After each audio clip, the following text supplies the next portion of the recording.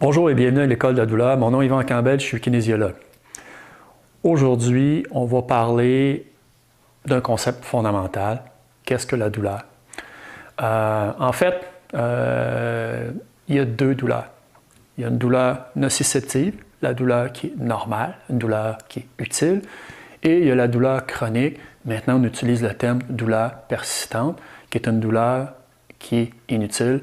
Certains vont même la qualifier de douleur maladie. Mais aujourd'hui, on va se concentrer sur la douleur qui est utile, la douleur qui est normale, la douleur nociceptive. Auparavant, lorsque je débutais ma carrière, on utilisait le terme douleur aiguë. Maintenant, on dit douleur nociceptive. Fondamentalement, la douleur nociceptive, c'est quoi? C'est un système d'alarme. Okay? C'est un système d'alarme qui va nous informer qu'il y a quelque chose qui menace ou qui menace potentiellement l'intégrité de notre organisme.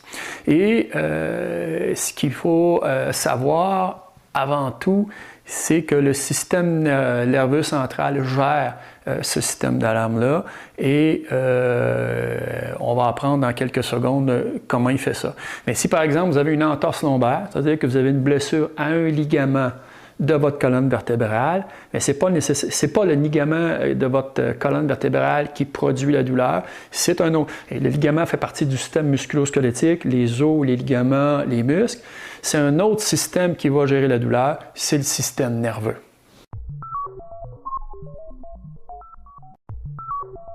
Donc, le système nerveux central gère la douleur. Et comme on disait tantôt, la douleur, c'est d'abord et avant tout un système d'alarme. Alors, comment ça fonctionne? C'est pas simple. J'allais dire c'est simple, mais c'est pas simple. Mais on va commencer à la base. Ce que vous avez ici, je ne suis pas très bon en dessin, comme vous le voyez, mais c'est mon cerveau, la moelle épinière, et ça, c'est le bout d'un doigt. Alors, par exemple, si je vous pique le bout d'un doigt, vous allez ressentir une douleur.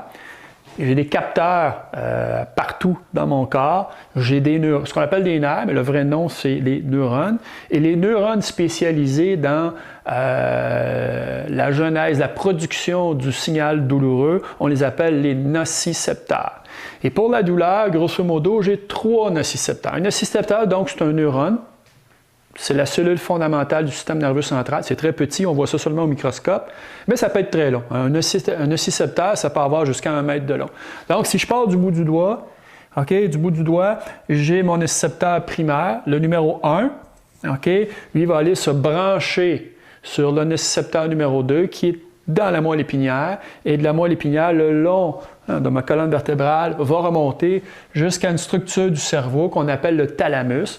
Le thalamus dans le cerveau, c'est une espèce de répartiteur. Il reçoit à peu près tous les signaux qui viennent de la périphérie et il va les répartir aux bons endroits. Et ici, j'ai le 3e nocicepteur tertiaire, et là, je vais vivre l'expérience de la douleur.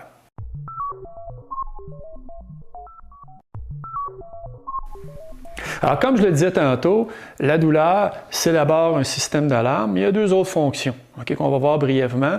Une fonction d'aide à la guérison, ça peut surprendre les gens, et une fonction d'apprentissage. D'aide à la guérison, ce que ça veut dire, c'est que lorsque je vais me blesser, lorsque je vais avoir une lésion, je vais avoir un certain temps où la douleur va persister. La douleur persiste, et ça, c'est tout à fait normal, persiste parce que le corps, l'organisme a besoin d'une certaine immobilité pour faire les réparations. Donc, la douleur va m'immobiliser, puis elle va m'aider, elle va aider mon organisme à guérir et progressivement va diminuer de son intensité pour me faire reprendre le mouvement. Et parce que justement, lorsque ma blessure est en voie de guérison, j'ai besoin d'une certaine mobilisation au début. C'est simple, c'est normal. Et la douleur va laisser cours au mouvement jusqu'à disparaître complètement.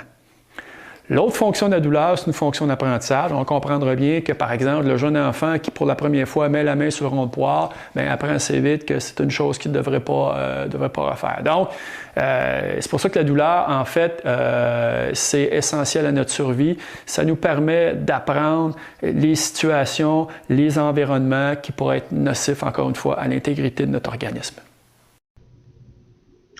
Dans les minutes qui suivent la survenue d'une blessure, la douleur nociceptive a pour but de nous avertir d'une menace ou du potentiel de menace à l'intégrité de notre organisme.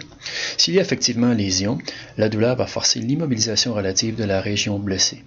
Avec la guérison, la douleur va s'estomper graduellement pour laisser cours au mouvement qui, lui, est essentiel à la consolidation de la région initialement lésée.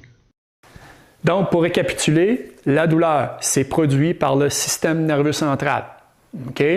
Et grosso modo, j'ai des cellules, j'ai des neurones, des nocicepteurs qui prennent le signal douloureux et qui l'acheminent jusqu'à mon cerveau.